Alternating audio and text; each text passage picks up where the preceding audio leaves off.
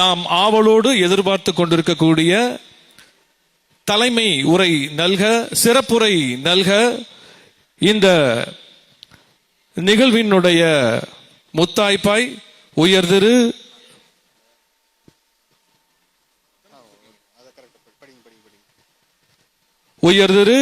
சகாயம் IAS அவர்களை அன்போடு அழைக்கின்றோம்.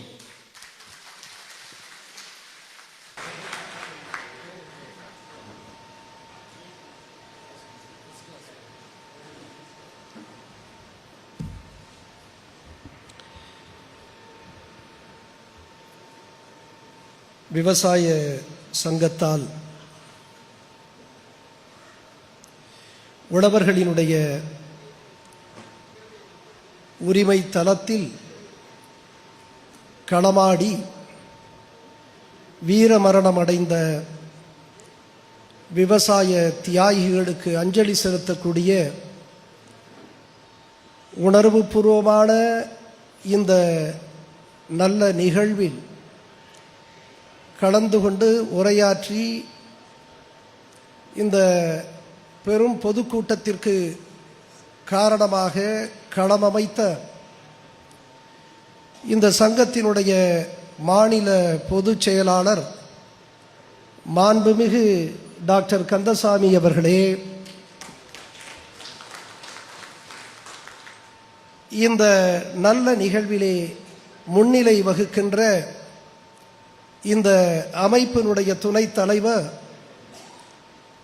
மாண்புமிகு டாக்டர் ரங்கநாதன் அவர்களே, இந்த அமைப்பினுடைய பொருளர் மாண்புமிகு டாக்டர் சண்முகம் அவர்களே,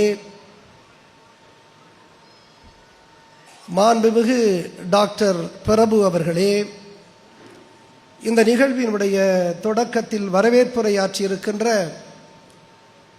மாண்புமிகு டாக்டர் செந்தில்குமார் அவர்களே, இந்த நிகழ்வினுடைய இறுதியிலே நன்றி உரையாற்றுவதற்காக காத்திருக்கின்ற இந்த அமைப்பினுடைய செயற்குழு உறுப்பினர் மாண்புமிகு டாக்டர் காளிச்சாமி அவர்களே, பெருந்திரளாக வந்திருக்கக்கூடிய என் அன்பு விவசாய பெருமக்களே, இங்கே மேடையிலே வீற்றிருக்கக்கூடிய முக்கிய பிரமுகர்களே, உங்கள் அத்துணை பேருக்கும் என்னுடைய முதற்கண் வணக்கத்தை தெரிவித்துக் கொள்ளுகிறேன். இன்றைக்கு நான் இந்த மேடையிலே மாண்புமிகு டாக்டர் கந்தசாமி என்று பேசத் தொடங்கியவுடன் பல பேருக்கு ஐயப்பாடு, இவர் என்ன விவசாயி கந்தசாமியை புரிந்து கொள்ளாமல் மாண்புமிகு டாக்டர் கந்தசாமி என்று சொல்லுகிறாரே என்று எண்ணலாம். ஆனாலும் நான் மீண்டும் ஒரு அழுத்தத்தோடு மாண்புமிகு டாக்டர் கந்தசாமி என்று சொல்லுகிறேன். காரணம் என்ன தெரியுமா? இந்த நாட்டில் மாண்புமிகு என்று யாருக்கு போடுகிறார்கள்? அமைச்சர் பெருமக்களுக்கு மாண்புமிகு அமைச்சர் என்று போடுகிறார்கள். நான் 30 ஆண்டு காலம் இந்த அரசு பணியிலே நேர்மையோடும் நெஞ்சுரத்தோடும் பணியாற்றியவன். எனவே நான் பார்த்திருக்கிறேன் இந்த மாண்புமிகுக்களை எல்லாம் உண்மையிலேயே பொது சொத்துக்களை கொள்ளையடிக்கின்ற, பொது சொத்துக்களை திருடுகின்றவர்களை எல்லாம் மாண்புமிகு என்று சொல்லுகிற, பொது சொத்துக்களை திருடுகின்றவர்களை எல்லாம் மாண்புமிகு என்று சொல்லுகின்ற அவலமான சமூகத்தில் ஊருக்கே உணவிட்டு மானுடம் உயிர்ப்போடு இருப்பதற்கு காரணமான விவசாயிகள் இருக்கிறானே, அவன்தான் உண்மையிலேயே மாண்புமிகு. எனவே அந்த விவசாயிகளினுடைய தலைவராக இருக்கின்ற நம்முடைய அன்பிற்குரிய கந்தசாமி அவர்களை மாண்புமிகு டாக்டர் கந்தசாமி என்று சொல்லுகிறேன். டாக்டர் பட்டமெல்லாம் யாராருக்கோ கொடுக்கிறார்கள் அன்பிற்குரிய விவசாய பெருமக்களே. ஆனால் உண்மையிலேயே விவசாயி ஒரு விஞ்ஞானி என்பதை நாம் புரிந்து கொள்ள வேண்டும் என்பதற்காக நான் டாக்டர் என்று குறிப்பிடுகிறேன். இந்த விவசாயி இருக்கிறானே, அவன் நிலத்துக்கு சென்றால் மரத்தோடு பேசுவான், செடியோடு பேசுவான், பயிரோடு பேசுவான். ஒரு பயிர் தன்னை அது சோர்ந்து போயிருக்கிறதா அல்லது மகிழ்ச்சியாக இருக்கிறதா என்று பார்த்தவுடன் அறிந்து கொள்ளுகின்ற ஆற்றல் உள்ளவன் தான் விவசாயி. இந்த பயிருக்கு அது சோர்ந்து போயிருந்தால், பசுமை குறைந்திருந்தால் என்ன உரம் போட வேண்டும், என்ன பயிர்கொல்லி அடிக்க வேண்டும் என்று தெரிந்த விஞ்ஞானிதான் நம்முடைய விவசாயிகள். எனவே மரபு வழியாக ஆயிரக்கணக்கான ஆண்டுகள் இந்த விவசாயத்தை பற்றி, இந்த வேளாண்மையை பற்றிய அறிவு கடத்தப்பட்டு இன்றைக்கு அந்த வேளாண்மையினுடைய அறிவு உச்சத்திலே இருக்கின்றவனை நான் நிச்சயமாக அந்த விவசாயி டாக்டர் என்று தான் சொல்லுவேன். எனவே அன்பிற்குரிய எம்முடைய மாண்புமிகு டாக்டர் விவசாய பெருமக்களே என்று செல்லுகிற இடமெல்லாம் நான் சொல்லுவேன். இது ஏதோ விளையாட்டுக்காக, வேடிக்கைக்காக, நகைச்சுவைக்காக சொல்லவில்லை. என் அன்பு விவசாய பெருமக்களே, யார் யாருக்கோ மாண்புமிகு என்று போடுகிற பொழுதெல்லாம் the criminals are called honorable. இங்கே கிரிமினல் தனமானவர்களை ஹானரபிள் என்று சொல்லுகிறோம். உண்மையிலேயே மாண்பு மிக்கவர்கள் எம்முடைய வேளாண்குடி பெருமக்கள் தான், விவசாயிகள் தான். எனவே எதிர்காலத்தில் இங்கே நீங்கள் போடுகிற பொழுது கூட தைரியமாக மாண்புமிகு டாக்டர் கந்தசாமி என்று கூட போடுங்கள், ஒன்றுமே தப்பு இல்லை என்று தான் நான் கருதுகிறேன். அன்பிற்குரியவர்களே, நான் மிக ஆழமாக யோசிக்கிறேன். நான் ஒரு சென்னை சட்டக்கல்லூரியிலே, லயோலா கல்லூரியிலே என்னுடைய முதுகலை படிப்பை முடித்துவிட்டு சட்டத்தை படித்துக் கொண்டிருந்த காலத்தில், சட்டம் படிப்பை முடிக்கின்ற நேரத்தில் இந்த யூபிஎஸ்சியா நடத்தக்கூடிய சிவில் சர்வீஸ் எக்ஸாமினேஷனும் டிஎன்பிஎஸ்சியா நடத்தக்கூடிய அந்த குரூப் 1 தேர்வை ஒரு சேர நான் தேர்ச்சி பெற்று டெல்லிக்கு செல்லுகிற பொழுது, அந்த பயிற்சி வகுப்பு தொடங்குகிற பொழுது எல்லோரும் அறிமுகம் செய்து கொள்ளுகிறார்கள், தங்களை அறிமுகம் செய்து கொள்ளுகிறார்கள். தமிழ்நாட்டிலிருந்து அன்றைக்கு ஒரு 30-35 அலுவலர்கள் டெல்லியிலே பயிற்சியை பெற்ற போது அவர்கள் அறிமுகப்படுத்துகின்ற பொழுது வாட் இஸ் யுவர் ஃபாதர் என்ற கேள்வி வருகிறது. உன்னுடைய தந்தையார் என்னவென்று கேள்வி வருகிறது. வாட்ஸ் யுவர் ஃபாதர் என்ற கேள்விக்கு எல்லோருமே சொல்லுகிறார்கள், my father is a scientist, my father is a senior bureaucrat working with the government of India, my father is an advocate, my father is a doctor என்று பெருமையோடு எல்லோரும் சொல்லிக் கொள்ளுகிறார்கள். என்னுடைய தந்தையார் ஒரு விஞ்ஞானி, அவர்கள் சொல்லுகிறார்கள். என்னுடைய தந்தையார் ஒரு வழக்கறிஞர், அப்படி சொல்லுகிறார்கள். என்னுடைய நண்பர்கள் அன்றைக்கு தேர்வு செய்யப்பட்ட போது அவர்கள் அப்படி குறிப்பிடுகிறார்கள். இன்னொருவர் சொல்லுகிறார், என்னுடைய தந்தையார் மத்திய அரசிலே, ஒன்றிய அரசிலே ஒரு உயர் பொறுப்பிலே இருக்கிறார் என்று பெருமையோடு சொல்லுகிறார்கள். விஞ்ஞானி என்கிறார்கள், வழக்கறிஞர்கள் என்கிறார்கள், மருத்துவர்கள் என்கிறார்கள், உயர் பொறுப்பிலே மத்திய அரசிலே வேலை வாய்ப்பதாக பெருமையோடு கர்வத்தோடு சொல்லிக் கொள்கிறார்கள். நான் அவர்களுடைய கர்வத்திற்கு கொஞ்சம் கூட குறையாமல் இருமாப்போடு நான் சொன்னேன், நான் பெருமை மிகுந்த ஒரு விவசாயினுடைய பெருமை மிகுந்த மகன் என்று நான் சொன்னேன். ஊருக்கே உணவிடுகின்ற, உங்களுக்கெல்லாம் உணவளிக்கக்கூடிய ஒரு பெருமை மிகுந்த விவசாயினுடைய பெருமை மிகுந்த பிள்ளை என்று நான் கர்வத்தோடும் கம்பீரத்தோடும் சொன்னேன். எனவே இன்றைக்கு சொல்லுகிறேன், விவசாயியாக இருக்கக்கூடிய உங்களுக்கு கர்வமும் கம்பீரமும் வேண்டும். ஏனென்றால் நீங்கள் பொது சொத்துக்களை திருடவில்லை, நீங்கள் ஊழல் செய்யவில்லை, நீங்கள் லஞ்சம் வாங்கவில்லை என் அன்பு விவசாய பெருமக்களே. எனவேதான் நான் சொல்லுகிறேன், ஊழல் செய்பவன், லஞ்சம் வாங்குபவன், பொது சொத்துக்களை திருடுபவர்களெல்லாம் கம்பீரமாக காட்சி அளிக்கின்ற பொழுது ஊருக்கே உணவிட்டு இந்த உலகத்தை உய்விக்கின்ற உழவர் பெருமக்களுக்கு அந்த கம்பீரத்தினுடைய உச்சத்திற்கே செல்ல வேண்டும் என்பதற்காக நான் அப்படி சொல்லுகிறேன். அன்பிற்குரியவர்களே, நான் எப்பொழுதும் நான் ஒரு விவசாயினுடைய மகன் என்ற பெருமையோடு நான் சொல்லிக் கொள்ளுவேன். எனக்கு அதற்காக வெட்கமில்லை, கூச்சமில்லை. ஆனாலும் கம்பீரமும் கர்வமும் எனக்கு இருக்கிறது. நான் எப்பொழுதும் என்னுடைய பையிலே இந்த மணிப்பர்ஸ் என்று சொல்லுவார்களே, அந்த மணிப்பர்சிலே ஒரு சிறு மண் துகளை வைத்திருப்பேன். ஒரு சிறு அளவுக்கு மண் துகளை எப்பொழுதுமே நான் வைத்திருப்பேன். அது எங்கே இருந்த மண் துகள் தெரியுமா? அந்த மண் என்னுடைய தாய் தந்தையர் உழைத்திருக்கக்கூடிய அந்த வயல்வெளியிலிருந்து எடுத்த அந்த மண் தான் என்னுடைய பாக்கெட்டில் எப்பொழுதுமே இருக்கும். அன்பிற்குரியவர்களே, இந்த விவசாயி உணர்வு பூர்வமானவன். இவன் ஏன் இவ்வளவு கஷ்டங்களையும் நஷ்டங்களையும் வறுமையையும் வெறுமையையும் சந்தித்த பிறகும் இந்த மண்ணை விட்டு ஏன் அவன் அகலாமல் இருக்கிறான் தெரியுமா? இந்த மண்ணுக்கும் இவனுக்குமான அந்த உணர்வு பிணைப்பு இருக்கிறது அல்லவா, அதன் காரணமாகத்தான் இந்த மண்ணை விட்டு அவன் அகலாமல் இருக்கிறான். எனவே அந்த உணர்வு பிணைப்பினுடைய ஒரு அடையாளமாக நான் அந்த மண்ணை எப்பொழுதும் என்னுடைய பையிலே வைத்திருப்பேன். நான் யதார்த்தமாக எடுத்த முடிவு இது. ஆனால் நான் ஒரு நேரத்தில் நான் படிக்கின்ற பொழுது வட இந்தியாவிலே, குறிப்பாக உத்தரப்பிரதேசத்தினுடைய மேற்கு பகுதியிலே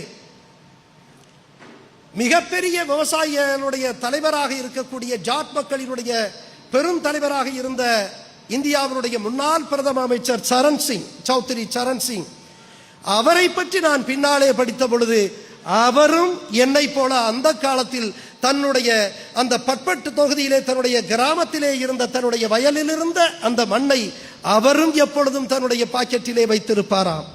அன்பிற்குரியவர்களே, எதற்காக சொல்லுகிறேன் என்று சொன்னால், இந்த விவசாயிகள் உணர்வு பூர்வமானவர்கள். ஆனால் இன்றைக்கு இந்த விவசாயிகளினுடைய நிலை என்னவென்று பார்க்க வேண்டிய ஒரு நிலைக்கு நாம் தள்ளப்பட்டிருக்கிறோம். இந்த நாட்டிலே நேரடியாக 42லிருந்து 46 விழுக்காடு இந்த விவசாயம்தான் வேலை வாய்ப்பை வாழ்வுக்கான ஆதாரமாக அமைத்துக் கொடுக்கிறது என்று இன்றைக்கு புள்ளியியல் நமக்கு சொல்லுகிறது. ஏறக்குறைய 60% விழுக்காட்டு மக்கள் நேரடியாக மறைமுகமாக இந்த வேளாண்மையை சார்ந்துதான் இருக்கிறார்கள் என்று நாம் பார்க்க வேண்டி இருக்கிறது. ஆனால் இன்றைக்கு என்ன நிலைமை இருக்கிறது? தான் விளைவித்த அந்த நெல்லுக்கோ அல்லது அந்த உற்பத்தி பொருளுக்கு தான் விளைவித்ததற்கு விளைவிக்க முடியாத நிலையிலே தான் இன்றைக்கு நம்முடைய வேளாண் குடி பெருமக்கள் இருக்கிறார்கள். அவர்களுக்கு நியாயமான விலை கிடைக்கவில்லை. அந்த நகர்ப்புறத்து பொருளாதாரத்திற்கும் கிராமப்புறத்து பொருளாதாரத்திற்கும் இடைவெளி ஏராளமாக இருக்கிறது என்பதை புரிந்து கொண்டால் நாம் கிராமத்தினுடைய இந்த வறுமையை நம்மால் அறிந்து கொள்ள முடியும். எனவே இன்றைக்கு கிராமிய பொருளாதாரம், எனவே இன்றைக்கு இந்த வேளாண் பொருளாதாரம் மிகவும் நலிந்து கொண்டு போகக்கூடிய ஒரு நிலையில்தான் இன்றைக்கு கிராமங்களை விட்டு லட்சக்கணக்கான மக்கள் வெளியேறி கொண்டிருக்கிறார்கள். கிராமங்களில் முன்னேற்றம் இல்லை என்று சொன்னால் இந்த தேசம் ஒரு காலம் வல்லரசாக முடியாது. நான் அடிக்கடி சொல்லுவேன், என் தேசம் இந்தியா என்கின்ற மிக பிரம்மாண்டமான இந்த நாடு உண்மையிலேயே எப்பொழுது வலிமையாக இருக்குமா தெரியுமா? இந்த நாட்டினுடைய தலைநகராக விளங்கக்கூடிய டெல்லி பட்டணத்தை பார்த்து, அதனுடைய பிரம்மாண்டமான கட்டடங்களை பார்த்து என் தேசம் முன்னேறிவிட்டது என்று நான் சொல்ல மாட்டேன். இந்த நாட்டினுடைய வணிக தலைநகரமாக விளங்கக்கூடிய மும்பையை பார்த்து என் தேசம் அந்த மும்பையினுடைய அந்த விரிந்த வீதிகளிலே வண்ணமயமான வசீகரமான வாகனங்கள் செல்லுகின்றன அல்லவா, அவையெல்லாம் பார்த்து என் தேசம் முன்னேறிவிட்டது என்று நான் சொல்ல மாட்டேன். மாறாக இந்த நாட்டினுடைய லட்சக்கணக்கான கிராமங்களில் வாழக்கூடிய கோடிக்கணக்கான விவசாய பெருமக்களினுடைய வாழ்க்கையில் என்றைக்கு மலர்ச்சி வளர்ந்து ஓங்குகிறதோ அன்றைக்குத்தான் என் தேசம் முன்னேறியதாக நான் கருதி கொள்ளுவேன். அந்த நிலையில்தான் இன்றைக்கு நான் உங்களோடு இருப்பதற்காக நான் பெருமைப்படுகிறேன். நம்முடைய அன்பிற்குரிய மாண்புமிகு கந்தசாமி அவர்கள் என்னை அழைத்த போது எனக்கு உண்மையிலேயே ஒரு 3-4 கல்லூரிகளிலே ஒரு நிகழ்வு, போன வாரம் கிரசன்ட் பொறியியல் கல்லூரியிலே, சென்னையிலே வண்டலூரிலே ஒட்டி இருக்கக்கூடிய அந்த கல்லூரியிலே ஒரு நிகழ்வு, இதை தொடர்ந்து இந்த வாரத்திலும் 2-3 நிகழ்வு. ஆனாலும் கூட இந்த நிகழ்வுகளெல்லாம் நான் கலந்து கொண்டாலும் கலந்து கொள்ள போனாலும் கூட எனக்கு இந்த நிகழ்வுதான் ஒரு உணர்வு பூர்வமான ஒரு உன்னதமான ஒரு நிகழ்வாக இருந்ததனால்தான் நான் மாண்புமிகு கந்தசாமி அவர்களுடைய அழைப்பை ஏற்று நான் இங்கே வந்தேன். இன்றைக்கு வந்தால் என்னை இரவு மிக நன்றாக கவனித்துக் கொண்டார்கள் நம்முடைய அன்பிற்குரிய முன்னாள் கூடுதல் காவல் கண்காணிப்பாளர் திரு வேலு. உண்மையிலேயே அவர் இளைஞர். அதாவது லஞ்சம் ஊழலை வைத்துக்கொண்டு எழுதி கொள்ளுங்கள், நம்முடைய எதிர்கால வாரிசுகளுக்கு பிள்ளைகளுக்கு மிகச்சிறந்த எதிர்காலம் இல்லை. இதுதான் உண்மை.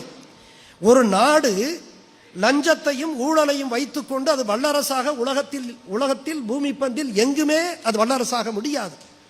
எனவே அந்த ஊழலும் லஞ்சமும் எதிர்த்தால்தான் நம்முடைய பிள்ளைகளுக்கு மிகச்சிறந்த ஒரு எதிர்காலத்தை உருவாக்கி கொடுக்க முடியும். எனவேதான் நாங்களெல்லாம் இளைஞர்களிடத்தில் இன்றைக்கு பேச தொடங்கி இருக்கிறோம். இளைஞர்களே, வாருங்கள், உங்களுடைய மிகச்சிறந்த எதிர்காலத்தை, ஒளிமயமான எதிர்காலத்தை ஒரு நேர்மையான அரசுதான் உருவாக்க முடியும். எனவே ஊழல் மிகுந்த அரசு இந்த கட்சி அந்த கட்சி என்று சொல்லவில்லை. எந்த கட்சியாக இருந்தாலும் ஊழல் மிகுந்த அரசுகள் நம்முடைய நாட்டு மாணவர்களுக்கு, இளைஞர்களுக்கு மிகச்சிறந்த எதிர்காலத்தை அது உருவாக்கி கொடுக்க முடியாது. அந்த ஊழல் எதிர்க்கப்பட வேண்டும்.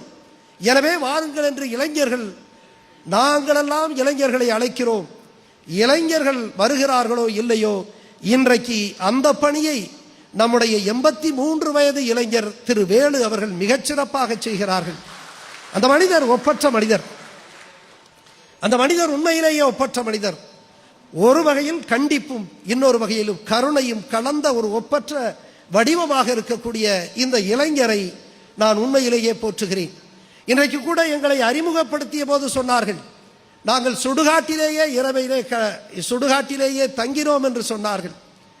அந்த மாவட்டத்தினுடைய கலெக்டர் நான், மதுரை மாவட்டத்தினுடைய கலெக்டர் 2012 2015 நவம்பரிலே நாங்கள் ஏன் சுடுகாட்டிலே தங்க வேண்டும்? யாரெல்லாம் எந்த மனிதனாவது சுடுகாட்டுக்கு விரும்பி செல்லுவார்களா? ஆனால் நாங்கள் போய் சுடுகாட்டிலே படுக்க வேண்டிய நிலைமை ஏன் ஏற்பட்டது என்று பார்த்தால், உண்மையிலேயே அன்றைக்கு அங்கே இருந்த மதுரை மாவட்டத்தில் இருந்த கிரானைட் மலைகளெல்லாம் தகர்க்கப்பட்டு எம்முடைய அந்த கிராமிய கட்டமைப்பு இருக்கிறது அல்லவா, உழவர்களுடைய பொருளாதாரம் நிற்குழந்ததை பார்த்து ஒரு விவசாயினுடைய மகனாக கலெக்டராக நான் துடித்து போனேன். எனவேதான் அன்றைக்கு நான் 2012 இந்த கிரானைட் மலைகள் அடித்து தகர்க்கப்பட்டதனால் அரசுக்கு 16,000 கோடி இழப்பு ஏற்பட்டது என்று நான் அறிக்கை அளித்தேன். அதற்கு பின்னர் உயர்நீதிமன்றம் எங்களை லீகல் கமிஷனராக என்னை நியமனம் செய்தது. அப்பொழுது என்னோடு தோளுக்கு தோளாக நின்ற, துணையாக நின்ற என்னுடைய நண்பர்தான் மாண்புமிகு வேலு என்று அவரையும் நான் மாண்புமிகாக சொல்லிக் கொள்கிறேன். ஏனென்றால் இனிமேல் ஊழல் செய்யக்கூடிய யாராக இருந்தாலும் சரி, முன்னால் இந்நாள் வரக்கூடிய எந்த மந்திரியும் ஊழல் செய்தால் நாங்கள் மாண்புமிகு என்று சொல்ல மாட்டோம். ஊழலை எதிர்க்கக்கூடிய நம்முடைய வேலு, நம்முடைய கந்தசாமி போன்றவர்களைத்தான் நாங்கள் மாண்புமிகு வேலு, மாண்புமிகு கந்தசாமி என்று சொல்லுவோம். அன்னைக்கு போய் பார்த்தீங்கன்னா, நாங்கள் அந்த சுடுகாட்டில் இருக்கிற எதற்குன்னா, எங்களுக்கு ஒரு தகவல் வருது. அன்பிற்குரியவர்களை கொஞ்ச நேரம் பொறுமையாக கேட்டுக்கொள்ளும்படி நான் கேட்டுக்கொள்ள. எங்களுக்கு ஒரு தகவல் வருகிறது. அந்த தகவல் என்னவென்று சொன்னால், இந்த கிரானைட்டிலே 10,000 கோடி இழப்பை ஏற்படுத்திய அந்த பெருமக்கள் அவர்கள் நரபலி கொடுத்திருக்கிறார்கள். 10க்கும் மேற்பட்டவர்களை நரபலி கொடுத்து கொன்று இந்த இடத்திலே புதைத்திருக்கிறார்கள் என்று ஆதாரபூர்வமாக தகவல் வருகிறது. இதை புதைத்ததை அல்லது இந்த நரபலிக்காக கொண்டு வரப்பட்ட அந்த மக்களை கொண்டு வந்ததிலே அங்கே இருந்த ஒருவரே சொல்லுகிறார், இந்த இடத்தில் தான் கொன்று புதைத்திருக்கிறோம். அந்த இடத்துக்கு சென்றுட்ட நாங்கள், நம்ம அன்புக்குரிய வேலு அவர்கள், நாங்கள் 7 மணிக்கு அங்கே போயிட்டோம் அந்த சுடுகாட்டிற்கு. கலெக்டர் எஸ்பிக்கு தகவல் கொடுத்துட்டோம். நாங்கள் இந்த இடத்துல இந்த கிரானைட் முறைகேட்டாளர்கள் நரபலி கொடுத்து இந்த பிணங்களை இங்கே புதைத்திருக்கிறார்கள். இந்த பிணங்களையோ அல்லது எலும்புக்கூடுகளையோ எடுத்து அதை எக்ஸூமிங் என்று சொல்லுவோம், எக்ஸூமிங் ப்ராசஸ் டு பி டன் என்று சொல்லுவோம், எடுத்து பிணக்கூராய்வு செய்து DNA தேர்வுகளை எல்லாம் செய்து இதை உறுதிப்படுத்த வேண்டும். அதற்காக நாங்கள் செல்கிறோம். எஸ்பி கலெக்டருக்கு தகவல் சொல்லியாச்சு. அங்கிருந்து ADSP, DSP, inspector, sub inspector, அதை போல வருவாய்த்துறையிலே RDO, tahsildar, deputy tahsildar, revenue inspector, VAO, கிராம நிர்வாகம் எல்லாரும் வந்துட்டாங்க. நாங்கள் 8 மணிலேருந்து இருக்கிறோம். 7:30 8 மணிலேருந்து அங்கே இருக்கிறோம். எல்லாரும் வந்துட்டாங்க. மருத்துவர் மட்டும் வரல.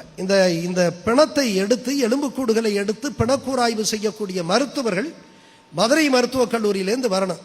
அவங்க நினைச்சா 1 மணி நேரம் 1.25 மணி நேரத்தில் வந்துடலாம். வரல. நான் இருக்கிறோம், நம்ம அன்புக்குரிய வேலு இருக்க வரல. 8 மணி ஆகுது, 9 மணி ஆகுது, 12 மணி ஆகுது, வரல. கேட்டால் அந்த வர்றாருங்கிறாங்க. 3 மணி ஆகுது, 5 மணி ஆகுது. 5:30க்கு வந்து அந்த ஏடிஎஸ்பி வந்து சொல்றாரு, ஐயா நீங்க போய் இப்ப பாருங்க, சூரியன் மறைய போகுது. சூரியன் மறைஞ்சதுக்கு அப்புறம் இந்த சோதனையெல்லாம் சட்டப்படி செய்யக்கூடாது. சட்டத்தை பேசுறாரு பாருங்க. எப்பா சட்டப்படி செய்யக்கூடாது.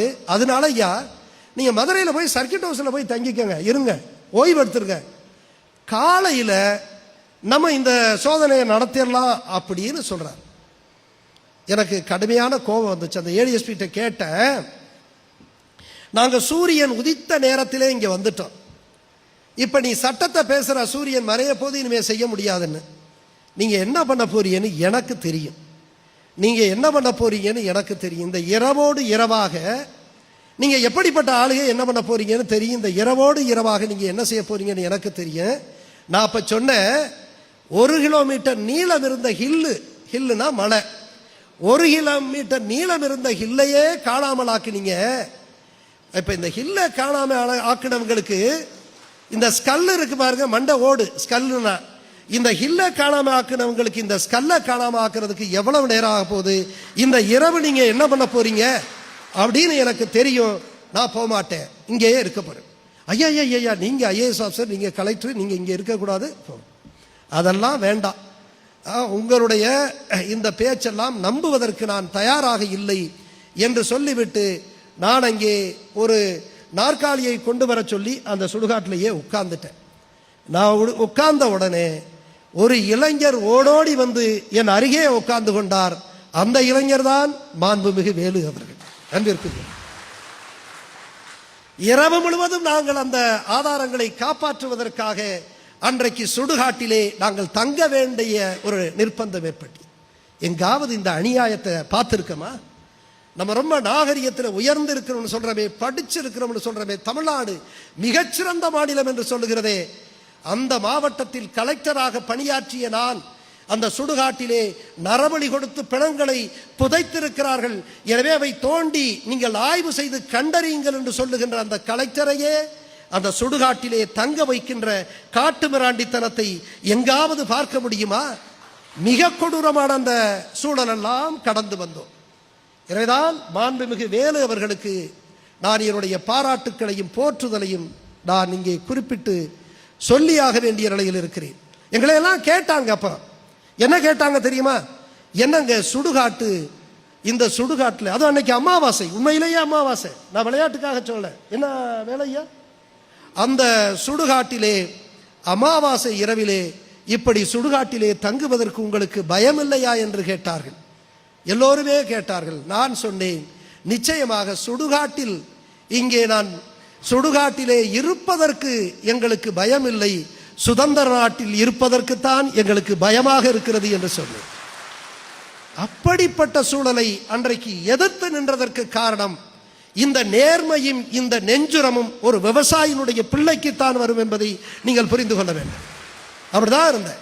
என்னை பற்றி உயர்வாக சொன்ன, இந்திய நாட்டிலே முதன்முறையாக தன் சொத்து கணக்கை பகிரங்கமாக காட்டிய ஐஏஎஸ் அதிகாரி என்று சொன்னார். அதை இந்த வேளாண் குடியில் பிறந்த இந்த என்னுடைய தகப்பனும் என் தாயும் தான் இந்த நேர்மைக்கும் நெஞ்சுரத்திற்கும் அவர்கள் காரணமானவர்கள். அத்தகைய பண்பாட்டை இன்றைக்கு இத்தகைய வேளாண் குடி, இந்த வேளாண் பெருமக்கள் கொண்டிருக்கக்கூடிய இந்த அறத்தை, இந்த நேர்மையை, இந்த நியாய பண்பாட்டை தான் இன்றைக்கு மொத்த சமூகத்திற்கே நாம் பரப்ப வேண்டும்.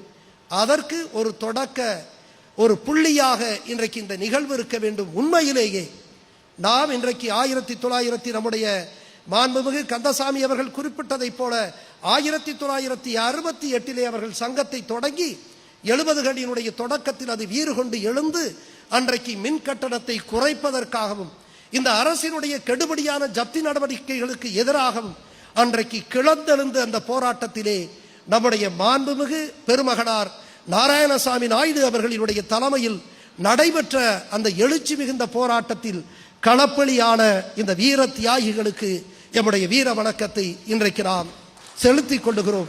உண்மையிலேயே நன்றி மறப்பது நன்றன்று. எனவே அவர்கள் அந்த செய்திருக்கக்கூடிய அளப்பரிய தியாகத்தை நாம் அனைவரும் நன்றியோடு நினைவு கூறுகிறோம். அத்தகைய நிகழ்வாக இது இருக்கட்டும். இந்த வகையிலே என்னை பொறுத்த வரைக்கும் நான் ஒன்றை மட்டும் சொல்லிக்கொள்ள ஆசைப்படுகிறேன்.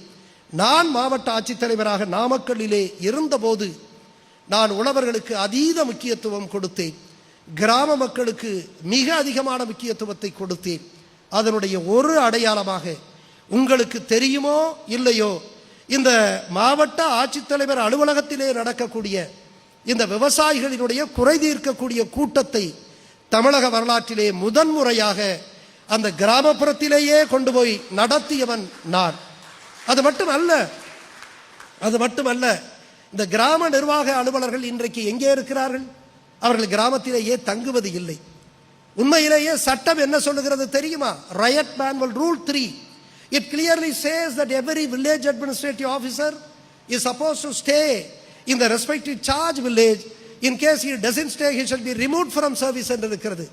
அதாவது குடியானவனின் நூல், வழிகாட்டும் நூல் என்ன சொல்லுகிறது என்று சொன்னால், ஒவ்வொரு கிராம நிர்வாக அலுவலரும் தங்களுடைய பொறுப்பு கிராமங்களிலே தங்க வேண்டும் என்று இந்த நூல் சொல்லுகிறது. ரயட் மேனுவல் ரூல் 3 இதுதான் சொல்லுது. இந்த மேனுவலினுடைய அடிப்படையில் தான் இந்த விதிமுறைகளும் அரசு ஊழியர்களுக்கான விதிமுறைகளிலே சேர்க்கப்பட்டிருக்கிறது. கிராம நிர்வாக அலுவலர்கள் கிராமத்திலேயே தங்க வேண்டும் என்று இருக்கிறது. ஆனால் உண்மை நிலைமை என்ன? அவர்கள் கிராமத்திலே தங்குறது இல்லை. பட்டா மாறுதலுக்கு அல்லது ஏதாவது சான்றிதழ் வாங்க வேண்டும் என்று சொன்னால், சிட்டாவை பெற வேண்டும் என்று சொன்னால், அடங்கல் நகல் எடுக்க வேண்டும் என்று சொன்னால் எங்கே போக வேண்டி இருக்கிறது? நாம் அங்கே கிராம நிர்வாக அலுவலர் அங்கே அலுவலகத்திற்கு வந்தால் உண்டு, இல்லை என்று சொன்னால் இவர் இருக்கக்கூடிய அந்த 30 கிலோமீட்டர் 20 கிலோமீட்டர் 40 கிலோமீட்டருக்கு அப்பாலே இருக்கக்கூடிய அந்த நகரத்திற்கு செல்ல வேண்டிய நிலை இருக்கிறது. ஆக நான் ஒரு கலெக்டராக இதை பார்க்கிறேன். இந்த நாட்டை நேசிக்கக்கூடிய, இந்த கிராமத்தை நேசிக்கக்கூடிய உழவர் பெருமக்கள் உயர வேண்டும் என்று உள்ளார்ந்து எண்ணக்கூடிய ஒரு கலெக்டராக இதை பார்க்கிறேன். எனவே இந்த சட்டத்தை அமல்படுத்த நான் நினைக்கிறேன். எந்த சட்டம்? இந்த ரயட் மேனுவல் ரூல் 3 மூன்றாவது விதி. இந்த விதியை நான் அமல்படுத்த நினைக்கிறேன். அன்றைக்கு 32 மாவட்டம், 2010 32 மாவட்டம், சென்னை மாவட்டத்தில் மட்டும்தான் கிராம நிர்வாக அலுவலர் இல்லை. மற்ற 31 மாவட்டத்தில் கிராம நிர்வாக அலுவலர் அமைப்பு இருக்கிறது. யாராவது அமல்படுத்துறாங்களா? யாருமே இல்லை. ஆனால் வருடம் வருடம் எங்க மேல் அலுவலர்கள் வருவாய் நிர்வாக ஆணையரிடத்திலிருந்து எங்களுக்கு உத்தரவு வரும். இந்த மாதிரி collectors are instructed to ensure the stay of the village administrative officer இந்த ரெஸ்பெக்டிவ் சார்ஜ் வில்லேஜ் என்று வரும். அதாவது இந்த மாவட்ட ஆட்சித்தலைவர்கள் பொறுப்பு கிராமங்களிலே கிராம நிர்வாக அலுவலர்கள் தங்க வேண்டும் என்பதை உறுதிப்படுத்துங்கள் என்று உத்தரவு வருடத்திற்கு ஒரு முறை வந்து கொண்டே இருக்கும். எந்த கலெக்டரும் கண்டுகொள்ளவே இல்லை. நான் பார்த்தேன், ஒரு விவசாயினுடைய மகனாக இந்த கிராமங்களை நேசிக்கக்கூடிய ஒரு கலெக்டராக இந்த சட்டத்தை அமல்படுத்த நினைச்சேன். அப்படியாக கோட்டாட்சி தலைவர்களுக்கு உத்தரவிட்டேன். எத்தனை பேர் தங்கியிருக்கான்னு பார்த்தீங்கன்னா 200-250 கிராம நிர்வாக அலுவலர்கள் இருக்கக்கூடிய அந்த இதில் ஒருத்தர் மட்டும்தான் இருக்கு. அத்தனை 99% தங்கலை. தங்காதவர்கள் மீது நடவடிக்கை எடுங்கள் என்று சொல்லுகிறேன். நடவடிக்கை எடுத்தார்கள். நடவடிக்கை எடுத்தவுடன் அங்கே மாவட்டத்தில் இருக்கக்கூடிய 200-250 கிராம நிர்வாக அலுவலர்கள் அங்கே ஆர்ப்பாட்டம் செய்ய வந்துவிட்டார்கள். பெரிய ஆர்ப்பாட்டம் செய்கிறார்கள். ஆர்ப்பாட்டம் செய்துவிட்டு போய்விட்டவுடன் நாமக்கல் மாவட்டத்தில் என் மேல் இருக்கக்கூடிய அன்பு, என் மேல் அளப்பரிய அன்பு வைத்த கிராம மக்கள், விவசாய மக்கள், ஊழல் எதிர்ப்பு போராளிகள் எல்லாம் சேர்ந்து கொண்டு ஒரு மிகப்பெரிய ஒரு போராட்டத்தை நடத்துகிறார்கள். 10,000 பேர் திரண்டு நாமக்கல் மாவட்டத்தினுடைய தலைநகரிலே அங்கே நடத்துகிறார்கள். அப்பதான் பார்த்தேன், ஆகா இது எனக்கு அபாயமா வந்துட போதேன்னு நான் நினைச்சேன். ஏன்னா இது அரசியல்வாதிகள் விரும்ப மாட்டாங்க. எனக்கு சிக்கல் வரப்போகுதுன்னு நான் நினைச்சேன். உண்மையிலேயே சிக்கல் தான் வந்தது. என்ன தெரியுமா? அடுத்து அங்கே இருக்கக்கூடிய ஆளுங்கட்சி அரசியல்வாதிகள் இந்த கிராம நிர்வாக அலுவலர்களை தூண்டிவிட்டு தமிழ்நாடு முழுவதும் ஏறக்குறைய 3000-3500 கிராம நிர்வாக அலுவலர்கள் வந்து என்னுடைய கலெக்டர் அலுவலகத்திற்கு முன்பாக போராடத் தொடங்குகிறார். போராட்டத்திலே அவர்கள் கடுமையாக பேசுகிறார்கள், ஏசுகிறார்கள். என்ன பேசுகிறார்கள்? நீ மட்டும்தான் அறிவாளியா? 32 மாவட்டத்தில் நீ மட்டும்தானடா இதை அமல்படுத்துற? கலெக்டர் நாயே, லீவு போட்டு விட்டு ஓடிவிடு என்று அவர்கள் ஏசுகிறார்கள். இன்னும் கடுமையான வார்த்தைகளை, கெட்ட வார்த்தைகளை எல்லாம் அவர்கள் பேசுகிறார்கள். அதை நான் இங்கே சொல்ல முடியாது. அப்படியே வீடியோவாக அதை எடுத்து நான் தலைமைச் செயலகத்தில் இருக்கக்கூடிய முக்கியமான IAS அலுவலர்களுக்கு, வருவாய் நிர்வாக ஆணையர், வருவாய் செயலர், பொதுச் செயலர், முதலமைச்சருடைய செயலர்கள் என்று எல்லோருக்கும் இந்த வீடியோவை அனுப்பி பாருங்கள், இவர்கள் மீது நடவடிக்கை எடுங்கள் என்று சொன்னேன். காரணம், இது என்னுடைய மாவட்டத்து கிராம நிர்வாக அலுவலர் என்றால் நான் நடவடிக்கை எடுத்து விடுவேன். ஆனால் பல பேர்கள் வெளி மாவட்டத்து கிராம நிர்வாக அலுவலர்கள், என்னால் நடவடிக்கை எடுக்க முடியாது. எனவே இந்த வீடியோவை அனுப்பி ஒரு 10 மூத்த IAS அலுவலர்களுக்கு அவர்களுக்கு கடிதம் எழுதி அவர்கள் மீது நடவடிக்கை எடுக்க நான் கோரினேன். அன்பிற்குரியவர்களே, அன்றைக்கு தமிழக அரசு 10 நாளில் கடுமையான நடவடிக்கை எடுத்தார்கள். என்ன நடவடிக்கை தெரியுமா? என்னை அந்த மாவட்டத்திலிருந்தே கலெக்டர் பதவியிலிருந்து தூக்கி எறிந்து விட்டார்கள். இதுதான் அன்றைக்கு நடந்தது. ஆக இந்த கிராமத்தை நேசித்தவனுக்கு, இந்த உழவர் பெருமக்களை நேசித்தவனுக்கு இன்றைக்கு என்ன சொல்லுகிறார்கள்? India lives in villages. India is a country of villages. The farmers are the backbone of this country என்றெல்லாம் வசனம் பேசுகிறார்கள். இந்தியா கிராமங்களிலே வாழ்கிறது. இந்தியாவினுடைய ஆன்மா கிராமங்களிலே இருக்கிறது. விவசாயிகள் இந்த நாட்டினுடைய முதுகெலும்பு என்றெல்லாம் வசனம் பேசி நம்மை ஏமாற்றுகிறார்களே. உண்மையிலேயே ஒரு கலெக்டர் அந்த ஆட்சியினுடைய ஒரு அங்கமாக இருக்கக்கூடிய கிராம நிர்வாக அலுவலர்களை அங்கே தங்க வைக்கிற பொழுது என்னுடைய கிராமம், என்னுடைய விவசாயிகளும் முக்கியத்துவம் பெறுகிறார்கள், அங்கே ஊழலும் லஞ்சமும் குறைவதற்கு வாய்ப்பு இருக்கிறது என்று எண்ணிய ஒரு கலெக்டருக்கு நேர்ந்த நிலை இதுதான். இது சரியானதா என்று பார்த்தால் சரியில்லை. அன்பிற்குரியவர்களே, இன்றைக்கு இந்த நவீனத்துவம் வந்து கார்ப்பரேட்டருடைய இந்த ஆளுமைகள் அழுத்தங்களுக்கு நம்முடைய விவசாய பெருமக்கள் ஈடு கொடுக்க முடியாமல் இன்றைக்கு திணறுகிறார்கள். இன்னைக்கு எனக்கு நல்லா நினைவிருக்கிறது, மதுரை மாவட்டத்தில் நான் இந்த ஒரு கிராமத்தில் கர்மாத்தூர்னு, உசிலம்பட்டிக்கு பக்கத்தில் கர்மாத்தூர்னு ஒரு கிராமம் இருக்கு. அந்த கிராமத்தில் மதுரை கலெக்டராக இருக்கையில் இந்த இது விவசாயிகளுடைய குறை தீர்க்கக்கூடிய கூட்டத்தை அங்கே நடத்துகிறேன். அங்கே நடத்திக்கிட்டு இருக்கையில் நிறைய பெண்கள் வர்றாங்க, விவசாய பெண்களும் வர்றாங்க, விவசாய தொழிலாளர் பெண்களும் வர்றாங்க, மற்ற ஏழை பெண்களும் வர்றாங்க. எனக்கு நல்லா நினைவுக்கு வருது, அப்போ வரையில் ஒரு அம்மா வந்து இந்த பட்டா மாறுதல் இந்த மனுக்களோடு சேர்ந்து ஒரு வயசான அம்மா வர்றாங்க. அதுக்கு பின்னாடி ஒரு 7-8 பேர் வர்றாங்க. அப்போ வரையில் என்ன கேட்குறாங்கன்னா, ஐயா ஓஏ பணம் கொடுங்க ஐயா அப்படிங்கிறேன். ஓஏ பணம் கொடுங்கன்னு மனுவை வச்சு கொடுக்குறாங்க. அது என்ன ஓஏ பணம் அப்படின்னு நான் கொஞ்சம் யோசிக்கிறேன். எங்கள் வட்டாட்சியர்கிட்ட கேட்குறது என்ன ஓஏ பணம்னு கேட்குறாங்க, ஆயா வந்து ஓஏ பணம்னு கேட்குறாங்களே என்ன அப்படிங்கிறேன். அப்போ தான் அவர் சொல்கிறாரு, ஐயா இது வேற ஒன்றும் இல்லை, ஓல்டு ஏஜ் பென்ஷன் ஓஏபி. நம்ம ஆயாவுக்கு வந்து ஓஏ, அதனால அவருக்கு உனக்கு கொடுக்கல அப்படின்னு சொன்னேன். அப்படின்னா எப்படியா கேட்கறது அப்படின்னு சொன்னாங்க. நீ ஓஏ பணம்னு கேட்காத, ஆயா பணம்னு கேளுங்க, கொடுத்துருவாரு எங்கள் வட்டாட்சியர் அப்படின்னு சொன்னேன். உடனே ஆயா பணம் கொடுங்கன்னு சொன்னாங்க. உடனே நாங்கள் அங்கே அத்தனை ஆயாக்களுக்கு ஆயா பணம்னு கொடுத்துட்டோம். அப்போ ஆயா பணம்னு கொடுத்த உடனே இந்த வயசான ஆட்கள்லாம் ஆம்பளை ஆளுங்க வந்தா, ஐயா எப்போ பார்த்தாலும் இந்த பெண்களுக்கு தான் நீங்கள் சலுகை காட்டுறீங்க, அவங்களுக்கு ஆயா பணம் கொடுத்துட்டீங்க, எங்களுக்கு எப்படியா கொடுக்க போறீங்கன்னு. உங்களுக்கு பிரச்சனை இல்லை, அவங்களுக்கு ஆயா பணம்னா உங்களுக்கு ஐயா பணம் கொடுத்துட்றேன் அப்படின்ட்டு. அன்பிற்குரியவர்களே, நான் எதற்காக சொல்லுகிறேன் என்று சொன்னால், இன்றைக்கு ஆங்கிலம் ஆயா வரைக்கும் போய்விட்டது.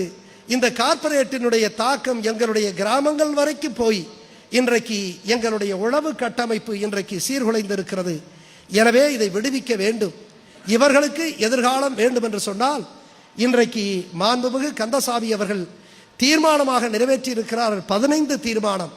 அது இன்றைக்கு கடன் தள்ளுபடி, அது பயிர்க்கடன் தள்ளுபடியிலிருந்து கால்நடை கடன் தள்ளுபடியாக அதிலிருந்து தொடங்கி நம்முடைய பல்வேறு சட்டங்களில் விவசாயிகளுக்கு எதிராக இருக்கக்கூடிய சரத்துக்கள் எல்லாம் நீக்கப்பட வேண்டும் என்று ஏறக்குறைய 15 தீர்மானங்களை அவர்கள் நிறைவேற்றி இருக்கிறார்கள். அந்த தீர்மானத்தை நிறைவேற்றப் போகிறார்கள்.